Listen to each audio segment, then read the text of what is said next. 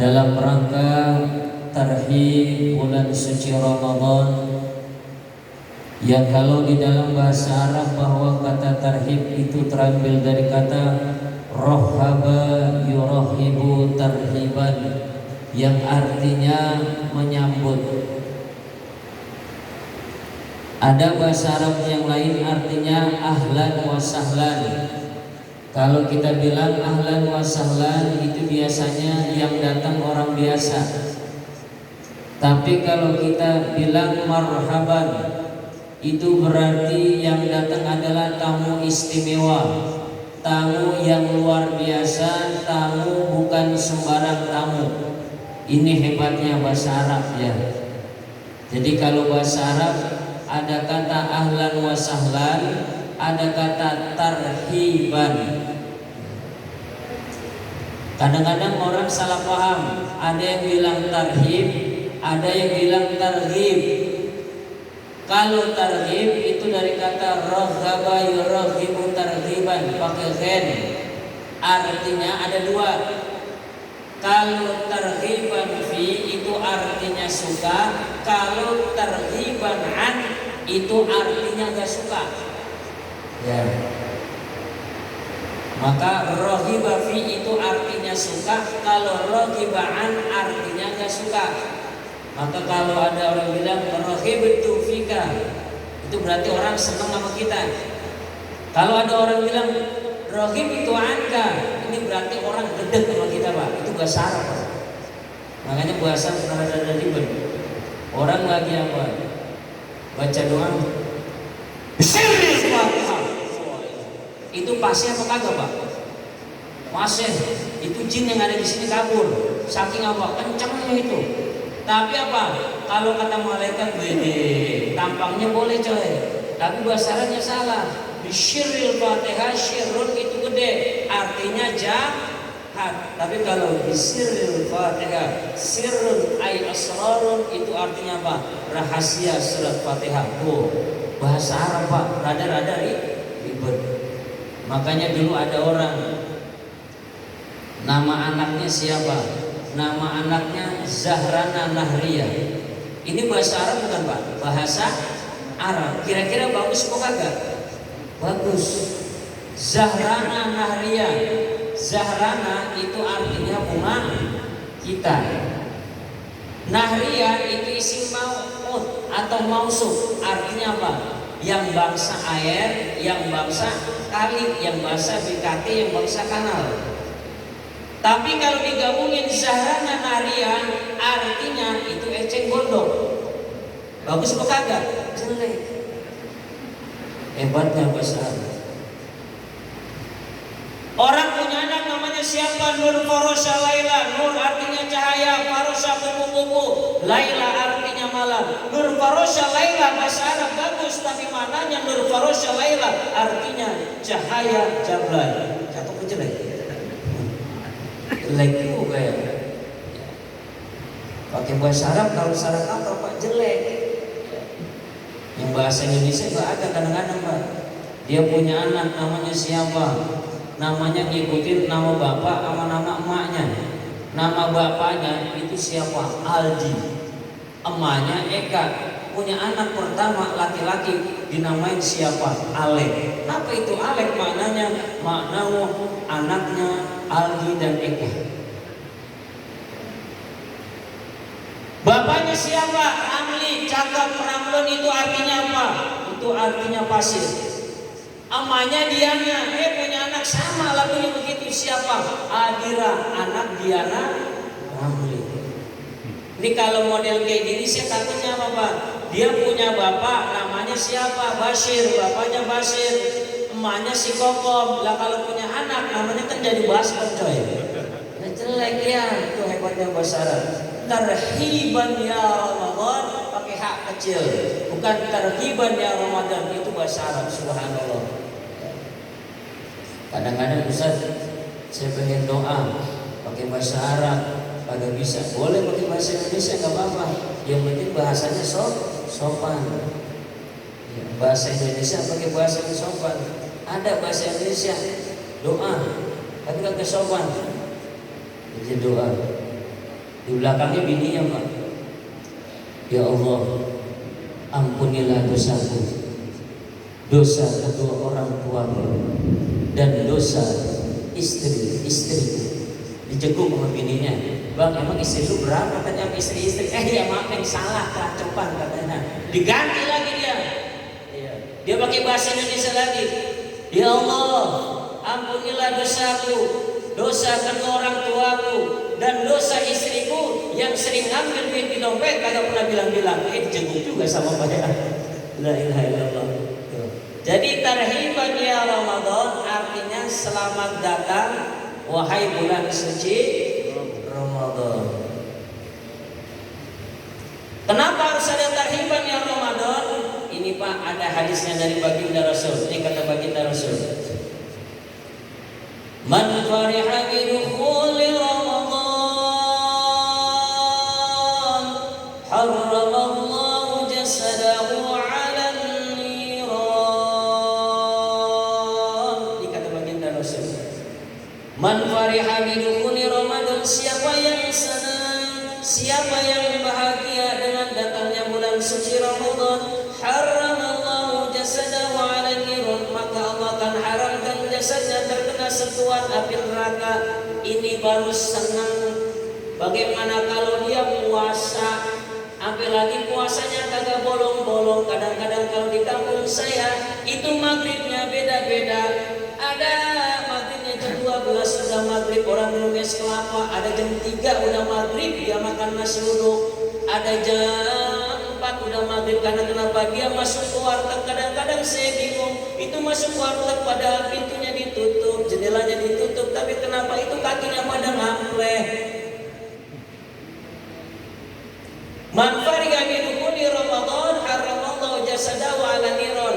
Kita senangnya aja bulan puasa datang, itu apa? Jasad kita haram terkena sentuhan api neraka. Hebat Pak bulan Ramadan. Makanya apa? Nabi-nabi dulu nggak pernah punya bulan sehebat bulan suci Ramadan. Hatta Nabiullah Ibrahim, Nabiullah Musa, Nabiullah Isa, Nabiullah Daud, semua tidak punya bulan sehebat bulan suci Ramadan. Maka kalau kata guru saya bilang begini, Senal, kalau seandainya apa umat lagi kaget, maaf ya, maaf kalau ada kaget ini jangan-jangan ini pada sekiran semua Ustaz itu Ramadan belum ada makan ya? Apa udah pada makan kekenyangan? Lah saya belum makan ini.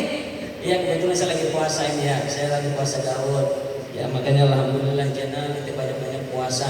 Kalau ente nggak puasa, takutnya apa? Badan ente kegemukan Pak. Saya pernah lagi dulu buang air, ini nggak bisa karena perutnya kegedean. Maklum kaget habis corona. Sekarang subhanallah lah dulu Pak. Lah dulu corona, Idul Fitri batalin, Idul Adha batalin, Isra Mi'raj batalin, Maulid dibatalin, sampai tahlilan dibatalin. Saya bilang semuanya dibatalin. Kalau semuanya dibatalin, kesian. Besok kenapa? Jenal ente ceramah enggak? Saya ganti profesi ngapain? Mojek coy. Lah ya. Ambil lagi kalau apa? Pernah saya lagi ceramah di daerah Bogor, Ustaz. Di sini kalau ceramah katanya pakai mic dalam. Emang kenapa pakai mic dalam? Iya katanya. Karena kenapa? Kalau mic keluar katanya kekerasan. Kan sekarang namanya azan nggak boleh keras-keras katanya. Emang begitu? Dari dulu guru saya bilang begini, Zainal, yang namanya orang azan itu memang nggak boleh keras-keras. Benar, azan kagak boleh keras. Salah azan keras-keras karena kenapa? Keras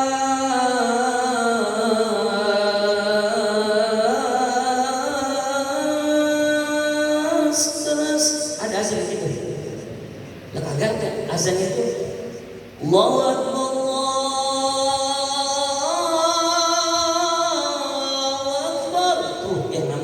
Ada azan keras-keras, lembek-lembek juga nggak boleh. Makanya di dalam kitab Duratul Nasih di sana jelaskan Pak. Di sana dijelaskan Hukiya anna rajulan ismuhu Ahmad kana la yusalli qattu fa iza dakhala ramadana yusayyinu nafsahu bis-siyami wat-tini wa yusalli wa yaqdi ma fatahu. Jadi satu saat ini Pak, di dalam kitab ini diceritakan ada seorang pemuda namanya Ahmad. Ya, Kalau bahasa kitanya Ahmad dah, Bang Ahmad. Namanya si Ahmad. Karena la yusalli qattu. Ini apa? Ini anak muda enggak pernah yang namanya apa? Salat enggak pernah. Kerjanya ngapain? Main gaple. Kerjanya ngapain? Mancing. Kerjanya ngapain? Lepetin burung. Kerjanya ngapain? Main jablay. Kerjanya ngapain? Nyekek botol, mabok, tripping, ginting, terbius dengan heroin, hobi miring, hobi mencli, soklin, baiklin, rinso, sabut B29. Kerjanya ngapain? Cuma mabok. Allahu Akbar. Mabok doang. Makanya dari zaman dulu Nabi ini, kenapa ketika Al-Quran ada yang mengatakan yang namanya Arab dulu itu apa? Asyaddu kufra wa nifaqan. Orang Arab itu katanya apa? Asyaddu kufra. Tingkat kekufurannya dulu dahsyat. Karena kenapa? Dulu dia punya tradisi apa? Yang namanya mabok kapanpun apa? Bisa jadi mabok. Makanya satu saat ada apa? Itu si Udin dia pengen sholat. Nah ketika dia pengen sholat kemudian apa? Datang ke masjid ada Pak Haji. Din lu mau kemana Din? Sholat Pak Haji. Lu pengen sholat? Iya. Lu nggak boleh sholat. Kenapa nggak boleh sholat Pak Haji? Ente jalanan pelatan kletot. Ente mabuk ya? Kagak Pak Haji. Mabuk? Kagak. Landa prabu sholat waktu sekarang kalau ente mabuk kagak boleh ente sholat, nggak boleh datang ke masjid. Karena kenapa? Ente lagi mabuk. Kemudian kata Ahmad, agak. Ya udah gini aja dah. Sekarang ane tanya, ente pengen sholat apa? Pengen sholat subuh. Sholat subuh berapa rakaat? 4. Ente mabuk pulang kagak bisa sholat. Lagi di jalan, dia ketemu sama temannya. Ya ketemu sama temannya, ditanya ke temannya, Mat ente dari mana? Dari masjid. Ngapain? Pengen sholat. Lah orang sholat kenapa ente balik? Ane kagak boleh sholat Pak Haji. Emang kenapa? Tahu katanya saya lagi mabuk. Lah emang lu mabuk kagak? Lah lu mau kemana? Ron, namanya Imron. Kagak, ane pengen sholat di masjid. Sekarang begini dah. Ane pengen sholat ditanya mau bawa wajib. Sekarang saya tanya, ente sebelum sholat, ane tanya dulu, ente pengen sholat apa? Subuh. Sholat subuh berapa rakaat? Lah 2. Udah pulang aja, udah pulang. Karena kenapa? Wajib 4 kagak boleh, ambil lagi lu katanya yang 2. Gara-gara mabuk. Karena lain sholat kotu ini anak muda nggak pernah sholat. Wa iza dakhala Ramadan yuzayyinu nafsahu, ketika ada bulan suci Ramadan, wah dia mandi cakep. Dia mandi cakep, kemudian pakai baju yang bagus, kemudian apa? Dia pakai wangi-wangian. Kemudian apa? Wa yusalli, dia sholat di ketemben, baru sholat dia. Wa yaqdi ma fatahu, kemudian apa? Dia qudhu sholat-sholat yang dia pernah tinggal. Nah, satu saat ini ketika dia meninggal dunia, ini ada seorang sufi besar impiin. Kemudian ketika ditanya, 5 fa'ala rabbuka, ente dapat perlakuan apa di akhirat? Oh, kemudian apa? Kata anak muda ini, si Ahmad ini bilang apa? Ghafarali rabbi bi hurmati ta'zimi Ramadan. Allah ngampunin dosa-dosa saya, kesalahan-kesalahan saya bi hurmati ta'zimi Ramadan, dengan sebab saya menghormati dan mengagungkan bulan suci Ramadan. Itu baru seneng doang, baru menghormatin doang, belum lagi apa kita puasa. Saya yakin sih di sini sama puasa anda semua ya, pol semuanya. Ya saya doain sehat semuanya ya, bisa puasa semuanya. Ya kan kalau bisa puasa semuanya enak berkah. Karena kenapa? Kayaumi waladat su'umu, orang yang puasa itu kalau udah keluar laksana apa? Bayi yang tanpa dosa. Berkah.